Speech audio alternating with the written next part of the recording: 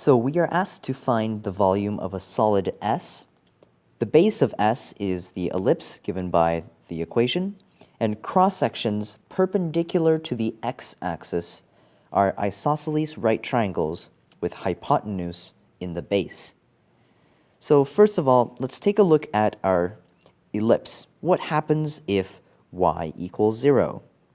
So if y equals 0, then 9x squared equals 36. So x equals plus or minus 2.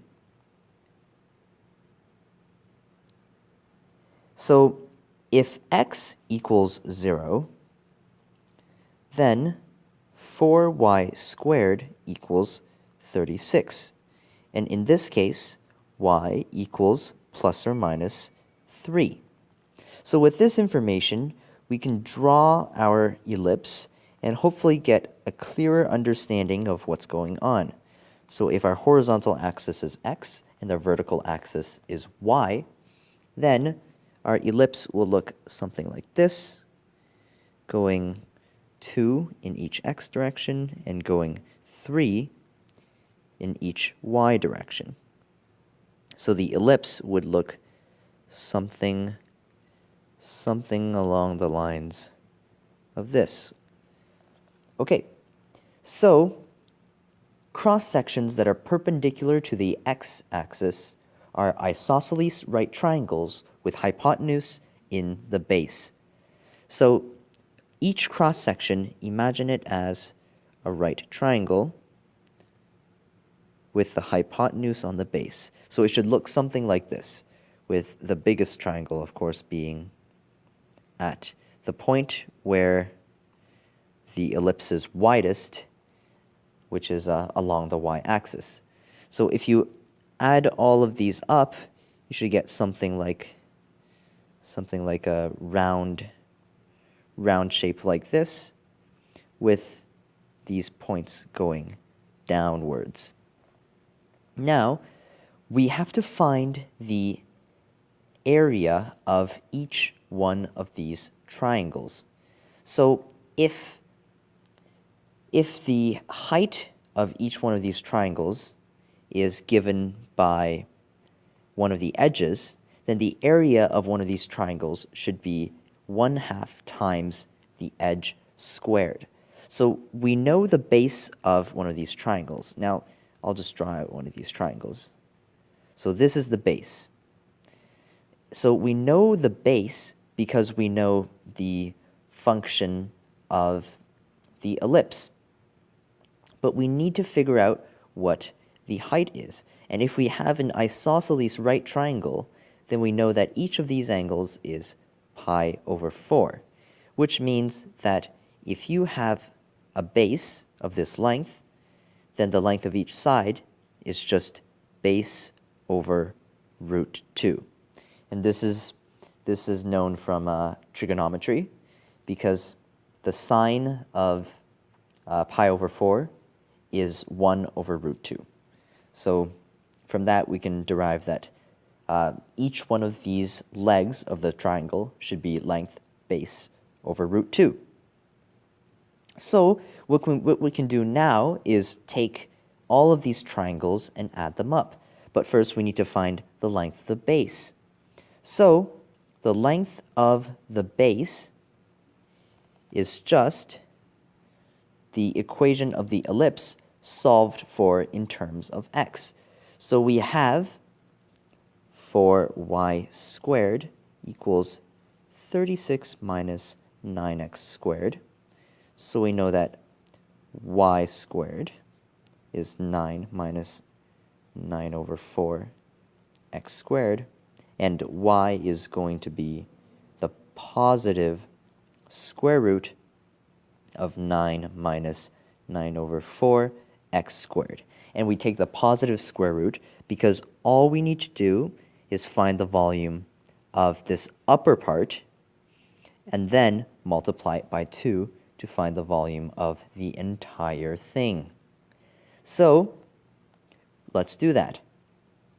We know that this is the height of each one of these lines from the x-axis. So if we want the length of the base, then we can just multiply that by 2. But hold on a second. You can look at this and see that this is the legs of 1/2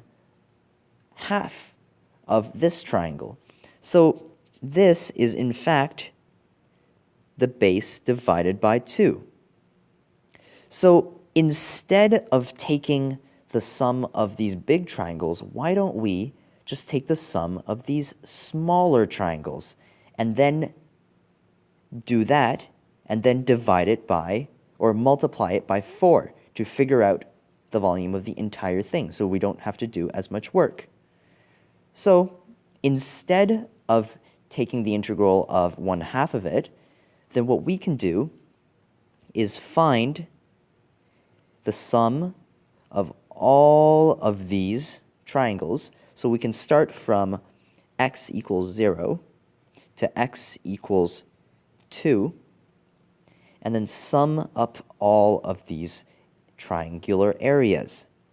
So if we have these triangular areas with the base equal to this function right over here, then the area of this is just going to be 1/2 base times height. So 1/2 of this squared. So essentially, it's just going to be 1/2 of 9 minus 9 over 4 x squared. So by doing this, we can find the volume relatively easily. We just have to find the volume of one of these quarter sections and then multiply it by 4. So we're just going to go take the integral from 0 to 2 and add up all of these triangles going from 0 to 2. So perhaps I should draw a better diagram to hopefully make this a little clearer. So I'm just going to erase this. So all we're doing is taking this ellipse,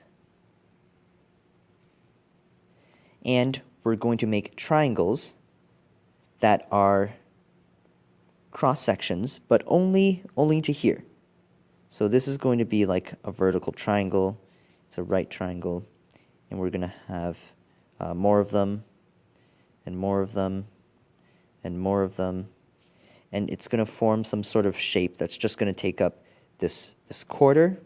And I've drawn it kind of poorly again, but essentially we're going to find the volume of the shape above this section of the ellipse, and then we're going to multiply that by 4. So if we write this as the sum of the areas of all these triangles, we get this with respect to x. And if we evaluate this, what we're going to get is 2 on the outside, since the halves cancel out. And we get 9x minus 3 over 4x cubed, evaluated at 2 and 0. So if you evaluate it at 0, then we get 0. So we just evaluate it at 2, which gives us 2 times 9 is 18 minus 3/4 of 8. So that's just going to be 8 divided by 4, which is 2 times 3, which is 6. So we're going to get 2 times 12, which is 24. And this is the volume of the shape.